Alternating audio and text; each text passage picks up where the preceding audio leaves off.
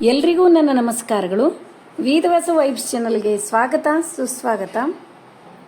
ಇವತ್ತೇನು ವಿಶೇಷ ಅಂತ ಅನ್ನೋಕ್ಕಿಂತ ಮುಂಚೆ ನಿನ್ನೆ ನಮ್ಮ ಕಡೆ ಎಲ್ಲ ಅಂದ್ರೆ ನಮ್ಮನೆ ಒಳಗೆ ಇವತ್ತು ಹನುಮ ಜಯಂತಿ ಆಚರಣೆ ಮಾಡಿದ್ರೆ ನಮ್ಮ ಏರಿಯಾದೊಳಗೆಲ್ಲ ಹನುಮ ಜಯಂತಿ ಆಚರಣೆ ನಿನ್ನೆ ಮಾಡೀವಿ ನೋಡ್ರಿ.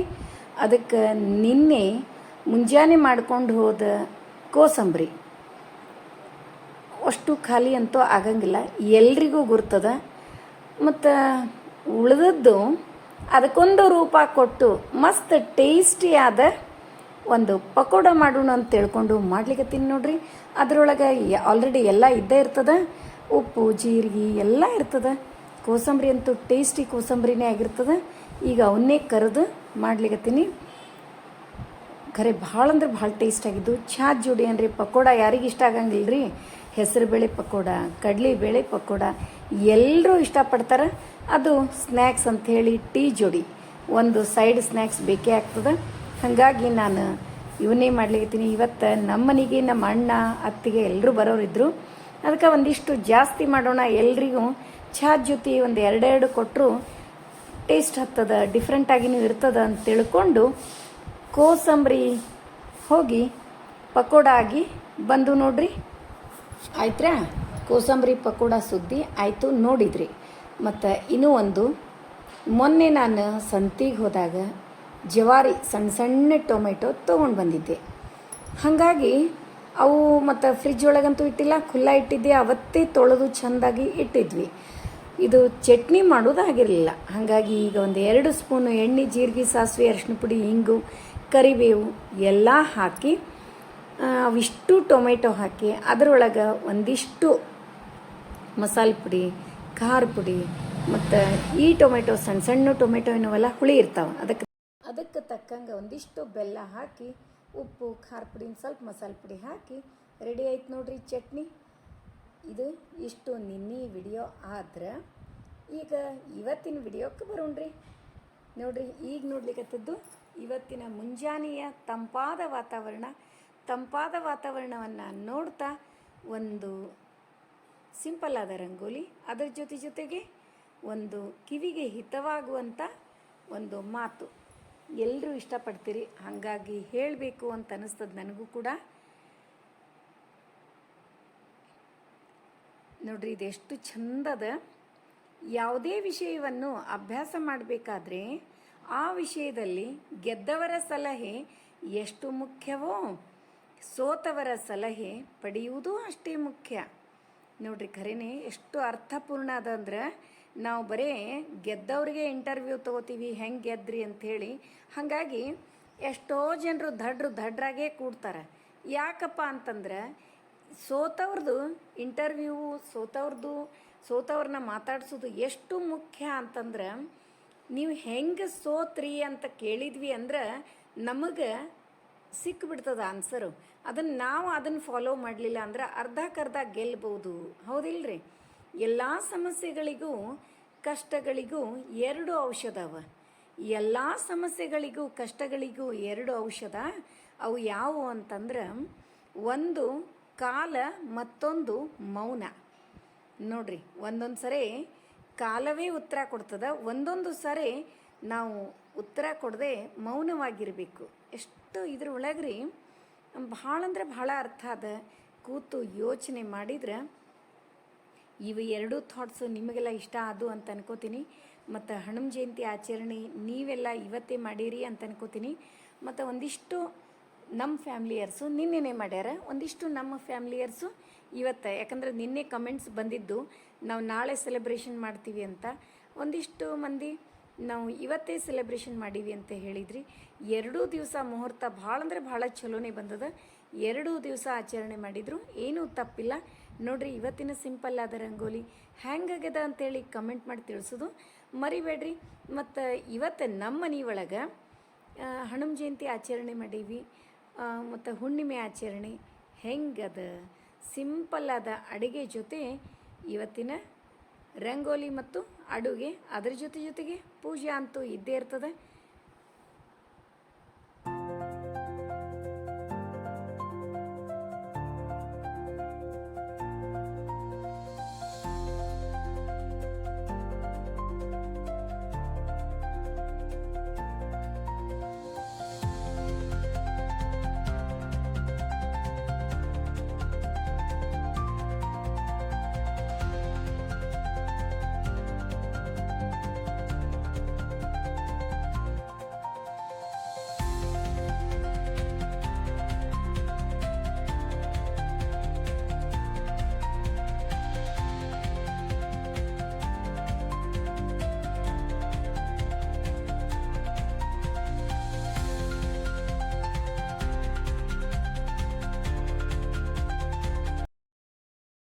ಇವತ್ತಿನ ಅಡುಗೆ ಸ್ಟಾರ್ಟ್ ಆಗ್ಯದ.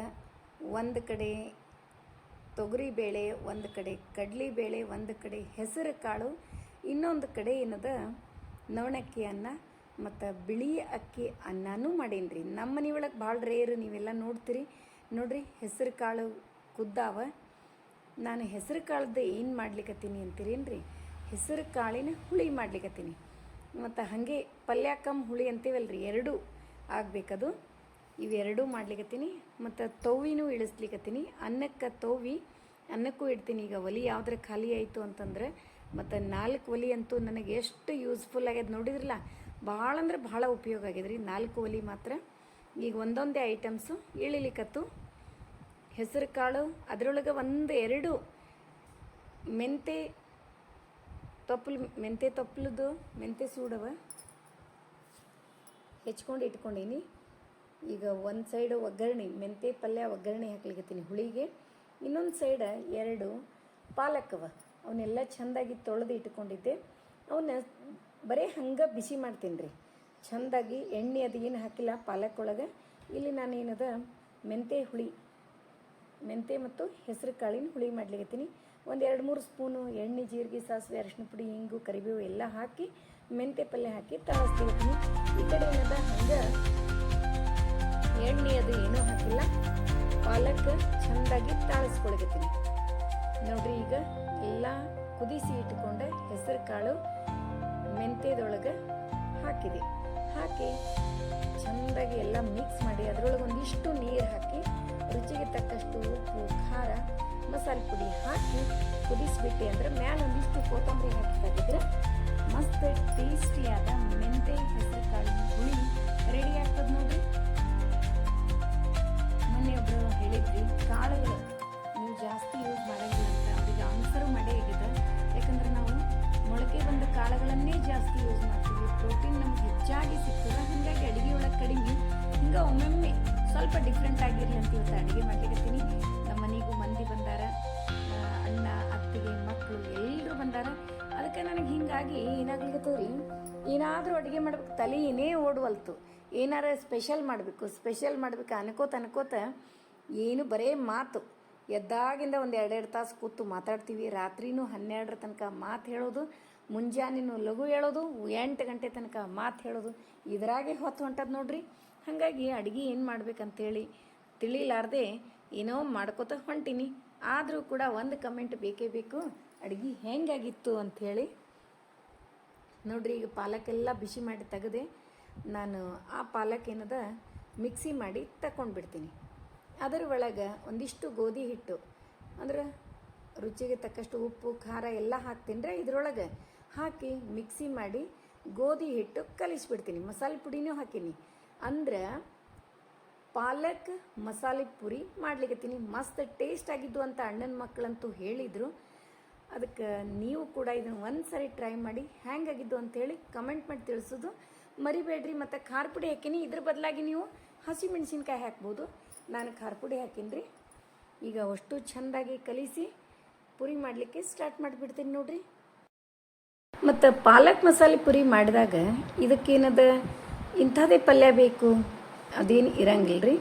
ಯಾಕಂದರೆ ಇವು ಟೇಸ್ಟಿನೇ ಇರ್ತಾವೆ. ಯಾವುದೇ ಪಲ್ಯ ಆದರೂ ನಡೀತದೆ. ಹಾಗಾಗಿ ನಾನು ಹೆಸರು ಕಾಳು ಮತ್ತು ಪಾಲಕ್ ಹುಳಿ ಮಾಡಿ ಇಳಿಸೀನಿ. ಈಗೇನದ ಸ್ವೀಟ್ ಏನು ಮಾಡೀನಿ ಅಂತಂತೀರಿ, ಕಡಲೆಬೇಳೆ ಕುದಿಸೀನಿ. ಅದು ಸ್ವಲ್ಪ ನೀರು ತಕ್ಕೊಂಡು ಕಟ್ಟು ತೆಗೆದೆ, ಅಂದರೆ ಕಟ್ಟಿನ ಸಾರು ಮಾಡ್ತೀನಿ. ಇದಕ್ಕೆ ಸಮ ಬೆಲ್ಲ ಹಾಕಿ ಕುದಿಲಿಕ್ಕೆ ಇಡ್ತೀನಿ. ಅಂದ್ರೆ ಹೈಗ್ರೀವ ಮಾಡ್ಲಿಕ್ಕತ್ತೀನಿ ರೀ. ಹೋಳಿಗೆ ಕಡುಬು ಎರಡರೊಳಗೆ ಯಾವ್ದಾರು ಮಾಡಬೇಕಂತ ಭಾಳ ಇಚ್ಛೆ ಇತ್ತು. ಅವೇನು ಗದ್ದಲ ಹಾಕ್ಕೊಳಿಕ್ಕೆ ಹೋಗಬೇಡ ಅಂತಂದರು. ಹಾಗಾಗಿ ಅವು ಎರಡೂ ಕ್ಯಾನ್ಸಲ್ ಆಗ್ಯಾವ. ನೋಡ್ತೀರಿ ನೀವು, ನನಗೆ ಆ್ಯಕ್ಚುಲಿ ಹೋಳಿಗೆ ಕಡುಬು ಎರಡರಾಗ ಒಂದು ಮಾಡ್ಬೇಕಂತ ಹೇಳಿ ಭಾಳ ಇತ್ತು. ಹಾಗಾಗಿ ಹೈಗ್ರೀವ ಇಲ್ಲಿತ್ತು. ಮತ್ತು ಇವತ್ತು ಹುಣ್ಣಿಮೆ ಇರೋದ್ರಿಂದ ನಮ್ಮ ಕುಲದೇವ್ರಿಗೆ ನಾನು ಹೆಚ್ಚಾಗಿ ಒಮ್ಮೆಮ್ಮೆ ಯಾವಾಗಾರ ಮಿಸ್ ಆಗಿರ್ತದೆ ರೀ, ಹೂರ್ಣದ ಆರತಿನೇ ಇರ್ತದೆ. ಅದಕ್ಕೆ ಹೂರ್ಣದ ಆರತಿ ಮಾಡ್ಬೇಕಂತೇಳಿ ಒಂದಿಷ್ಟು ಹೂರ್ಣ ಮಾಡಲಿಕ್ಕೆ ತಕ್ಕೋತೀನಿ. ಈಗ ಕುದ್ಮೇಲೆ ಈಗಂತೂ ಬೆಲ್ಲ ಆ್ಯಡ್ ಮಾಡಿ ಕುದಿಲಿಕ್ಕೆ ಇಡ್ತೀನಿ. ಆಮೇಲೆ ಇದಕ್ಕೇನದ ಕುದ್ಮೇಲೆ ಹೈಗ್ರೀವ ರೆಡಿ ಆದಮೇಲೆ ಮನುಕ, ಗೋಡಂಬಿ, ಏಲಕ್ಕಿ ಹಾಕಿಬಿಡ್ತೀನಿ ನೋಡ್ರಿ. ಮತ್ತು ಒಣ ಕೊಬ್ಬರಿ, ಕಸಕಸಿನೂ ಹಾಕ್ಬೋದು.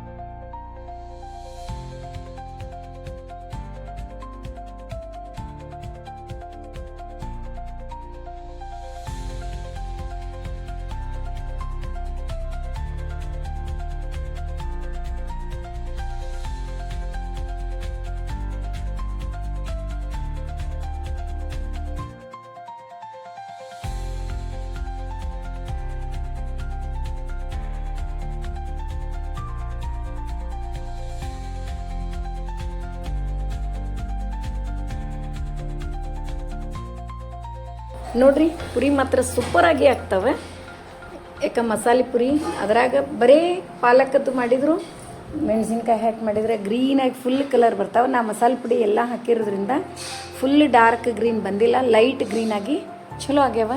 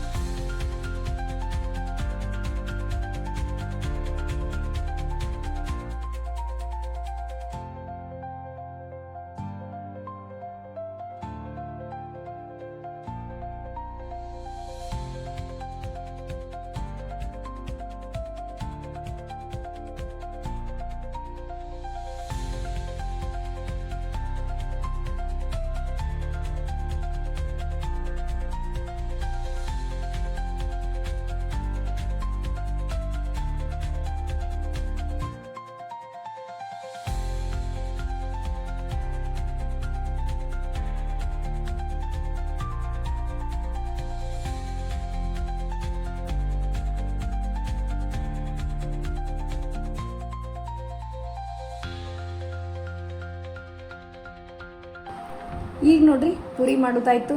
ಇನ್ನು ಮುಂದಿನ ಕೆಲಸ ಒಂದಿಷ್ಟು ಚಿತ್ರಾನ್ನ. ಎಣ್ಣೆ ಗೊತ್ತೇ ಅದ, ಚಿತ್ರಾನ್ನ ನಾನಾ ಥರ ಚಿತ್ರಾನ್ನ ಮಾಡ್ಬೋದು, ಬಟ್ ನಾನು ಸಿಂಪಲ್ ಆದ ಚಿತ್ರಾನ್ನನೇ ಮಾಡ್ಲಿಕ್ಕತ್ತೀನಿ. ಎಣ್ಣೆ ಒಗ್ಗರಣೆ ಹಾಕಿದಂಗೆ ಎಣ್ಣೆ ಹಾಕೋದು, ಆಮೇಲೆ ಹಸಿಮೆಣಸಿನ್ಕಾಯಿ, ಜೀರಿಗೆ, ಸಾಸಿವೆ, ಹಸಿಮೆಣಸಿನ್ಕಾಯಿ, ಕರಿಬೇವು ಎಲ್ಲ ಹಾಕಿ, ಶೇಂಗಾ ಹಾಕಿ, ಪುಟಾಣಿನೂ ಹಾಕ್ಬೋದು ಬಟ್ ನಾ ಹಾಕಿಲ್ಲ.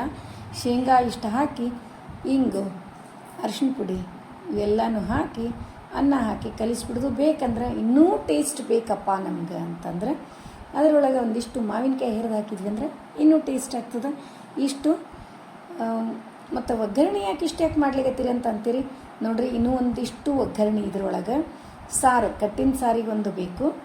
ತವ್ವಿ ಮಾಡ್ಬೇಕಂತೇಳಿ ತೊಗರಿ ಬೇಳೆ ಕುದಿಸಿ ಇಟ್ಕೊಂಡಿಲ್ಲ, ತವ್ವಿಗೆ ಒಂದಿಷ್ಟು ಒಗ್ಗರಣೆ, ಚಿತ್ರಾನ್ನಕ್ಕೆ 3 ಕೂಡಿ ಹೋಲ್ಸೇಲ್ ಒಗ್ಗರಣೆ ಇಳಿಲಿಕ್ಕತ್ತದ ನೋಡ್ರಿ ಇವತ್ತು. ಇಷ್ಟು ಒಗ್ಗರಣೆ ಆಯಿತು. ಇನ್ನು ತವ್ವಿಗೇನದ ಒಂದಿಷ್ಟು ಉಪ್ಪು, ಖಾರ, ಸ್ವಲ್ಪ ಮಸಾಲೆ ಪುಡಿ ಹಾಕಿ ಅದ್ರ ಮೇಲೆ ಒಗ್ಗರಣೆ ಹಾಕಿಬಿಟ್ರೆ ಸಿಂಪಲ್ ಆದ ಟೇಸ್ಟಿ ಆದ ತವ್ವಿ ರೆಡಿ ಆಗ್ತದೆ. ಹಾಗೆ ಒಂದಿಷ್ಟು ಒಗ್ಗರಣೆ ಕಟ್ಟಿನ ಸಾರಿಗೆ ಹಾಕಿ ಒಂದಿಷ್ಟು ಅನ್ನ ಹಾಕಿ ಕಲಿಸ್ಬಿಡ್ತೀನಿ. ಇಷ್ಟು ನೋಡ್ರಿ ಇವತ್ತಿನ ವ್ಲಾಗ್. ಎಲ್ರಿಗೂ ಇಷ್ಟ ಆಯಿತು ಅಂತ ಅನ್ಕೋತೀನಿ. ಮತ್ತು ಅಡುಗೆ ಅಂತೂ ಸಂಪೂರ್ಣವಾಗಿ ತೋರಿಸಿ ಬಿಡ್ತೀನಿ. ಮತ್ತು ಹಾಗೆ ನಮ್ಮನೆ ಪೂಜೆ ಎಲ್ಲರೂ ಇಷ್ಟಪಡ್ತೀರಿ, ನೀವು ಕೂಡ ಮಾಡ್ತೀರಿ. ನಿಮ್ಮಲ್ಲಿಯೂ ಕೂಡ ವಿಜೃಂಭಣೆಯಿಂದ ಎಲ್ಲ ಆಚರಣೆಯೂ ಮಾಡ್ತೀರಿ. ಬಹಳ ಖುಷಿ ಆಗ್ತದೆ ನೋಡಲಿಕ್ಕೆ. ಎಷ್ಟೋ ಮಂದಿ ನೀವು ಫೋಟೋಸ್ ಕಳಿಸಿರ್ತೀರಿ, ಆದರೆ ನೀವು ಕಳಿಸಿದ ತಕ್ಷಣ ನಾನು ನೋಡಲಿಲ್ಲ ಅಂದರೂ ನನಗೆ ಸಮಯ ಸಿಕ್ಕಾಗ ನಾನು ನೋಡಿರ್ತೀನಿ. ಬಹಳ ಖುಷಿ ಆಗ್ತದೆ. ಬೇರೆ ಬೇರೆ ಊರೊಳಗಿದ್ದರೂ ಕೂಡ ಆಚರಣೆ ಒಂದೇ ಥರನಾದ ಆಚರಣೆ, ಅದು ಇನ್ನೂ ಖುಷಿ ಆಗ್ತದೆ, ಹೌದಿಲ್ರಿ? ನೋಡಿರಿ ತವ್ವಿ ಅಂತೂ ರೆಡಿ ಆಯಿತು. ಸ್ವಲ್ಪ ಕೊತ್ತಂಬರಿ ಹಾಕಿಬಿಡೋದು ನೋಡಿರಿ ಇದಕ್ಕೆ. ಆಮೇಲೆ ಕುದಿಸ್ತಿದ್ರು ಕುದಿಸ್ಬೋದ್ರೆ, ಒಬ್ಬೊಬ್ರು ಅದು ಪ್ರಶ್ನೆ ಕೇಳಿರ್ತೀರಿ, ಇಷ್ಟೇ ಕಲಿಸಿ ಇಟ್ಬಿಟ್ರಿ ಕುದಿಸಿದ್ರೆ ನಡೀತದೇನಂತ. ನೀವು ಕುದಿಸಿದ್ರು ನಡೀತದೆ, ನಾ ಏನು ಕುದಿಸಿಲ್ಲ, ಹಾಗೆ ಇಟ್ಟಿನ್ರಿ. ನೋಡಿರಿ ಅಡುಗೆ ಅಂತೂ ಎಲ್ಲ ರೆಡಿ ಆಯಿತು. ಮತ್ತು ಈಗೇನದ ಆರತಿ ತಯಾರಿ, ಹೂರ್ಣದ ಆರತಿ. ಆದರೆ ಕಡುಬು ಹೋಳಿಗೆ ಏನರ ಮಾಡಬೇಕಾಗಿತ್ತು, ಬ್ಯಾಡ ಅಂದ ಕೂಡಲೇ ಬಿಟ್ಬಿಟ್ಟೆ. ಅದನ್ನೂ ಒಂಚೂರು ಎಲ್ಲೋ ಇದು ಅದ, ಮತ್ತು ಲಘುನೇ ಅಡುಗೆ ಆಗಬೇಕು ಅನ್ನೋದು ಒಂದು ಒಳಗೆ ಹೀಗೆಲ್ಲ ಇರ್ತದ್ರಿ. ಭಾಳ ಇರ್ತಾವೆ. ಹಾಗಾಗಿ ಈಗ ಹೂರ್ಣದ ಆರತಿ ತಯಾರಿ ಮಾಡ್ಕೊಳಕತ್ತೀನಿ. ಒಂದಿಷ್ಟು ಹೂರ್ಣನ ಆ್ಯಕ್ಚುಲಿ ಕಲ್ಲೊಳಗೆ ರುಬ್ಕೋತೀನಿ ಎವ್ರಿ ಟೈಮು. ಈಗ ಬರೀ ಆರತಿ ಸಲುವಾಗಿ ಅಷ್ಟೇ ಹೂರ್ಣ ಮಾಡ್ಕೊಳ್ಳೋದಿತ್ತಲ್ರಿ, ಹಾಗಾಗಿ ಮಿಕ್ಸಿ ಒಳಗೆ ಹೂರ್ಣ ಹಾಕಿ ತಕ್ಕೊಂಡೆ ನೋಡ್ರಿ. 5 ಆರತಿ ಇಟ್ಟು ಮತ್ತು ಎಡಕ ಬಲಕ ಏನು ಇಡ್ತೀರಿ ಅಂತೇಳಿ ಸಾಕಷ್ಟು ಸಾರಿ ಹೇಳೀನಿ, ಆದರೂ ಕೇಳ್ತಿರ್ತೀರಿ. ಅವು ಏನದ ದೃಷ್ಟಿ ತೆಗಿಲಿಕ್ಕೆ ಎಡಕ ಬಲಕ ಇಡುವಂಥ ಆರತಿ ಇಟ್ಟ ಮೇಲೆ ಇಡ್ತೀವಲ್ರಿ, ಅವು ಎಡಕ ಬಲಕ ಇಡೋ ದೃಷ್ಟಿ ತೆಗಿಲಿಕ್ಕೆ ಇಡ್ತೀವಿ. ನಮ್ಮ ಅತ್ತೆ ಕೇಳಿನಿ ಹೇಳಿನ ನಾ ಸಾಕಷ್ಟು ಸರಿ, ಆದರೂ ಮತ್ತು ಪ್ರಶ್ನೆ ಇದ್ದೇ ಇರ್ತದೆ, ಹಾಗಾಗಿ ಹೇಳಿದೆ. ನೋಡಿದ್ರಲ್ಲ ಇವತ್ತಿನ ವಿಡಿಯೋ ಎಲ್ರಿಗೂ ಇಷ್ಟ ಆಯಿತು ಅಂತ ಅನ್ಕೋತೀನಿ. ನಮ್ಮ ವಿಡಿಯೋಗಳು ನಿಮಗೆ ಇಷ್ಟ ಆದರೆ ಲೈಕ್ ಮಾಡಿರಿ, ಶೇರ್ ಮಾಡಿರಿ. ಹೊಸದಾಗಿ ನೋಡ್ಲಿಕ್ಕತ್ತವರು ನಮ್ಮ ವಿಡಿಯೋಸ್ ಇಷ್ಟ ಆದರೆ ಬಿಡ್ಲಿಕ್ಕೆ ಹೋಗಬೇಡ್ರಿ, ಲೈಕ್ ಮಾಡಿ, ಸಬ್ಸ್ಕ್ರೈಬ್ ಮಾಡಿರಿ. ಹಂಗೆ ಫ್ರೆಂಡ್ಸ್ ಆ್ಯಂಡ್ ರಿಲೇಟಿವ್ಸಿಗೆಲ್ಲ ಶೇರ್ ಮಾಡ್ತಿರಲ್ಲ. ಮತ್ತು ನಿಮ್ಮ ಮನೆಯೊಳಗೆ ಅಡುಗೆ ಏನಾಗಿತ್ತು ಅಂತ ಕಮೆಂಟ್ ಮಾಡಿ ತಿಳಿಸೋದು ಮರಿಬೇಡ್ರಿ ಅಂತ ಹೇಳ್ತಾ ಮತ್ತೆ ಮುಂದಿನ ವಿಡಿಯೋದಲ್ಲಿ ಸಿಗೋಣ. ಧನ್ಯವಾದಗಳು.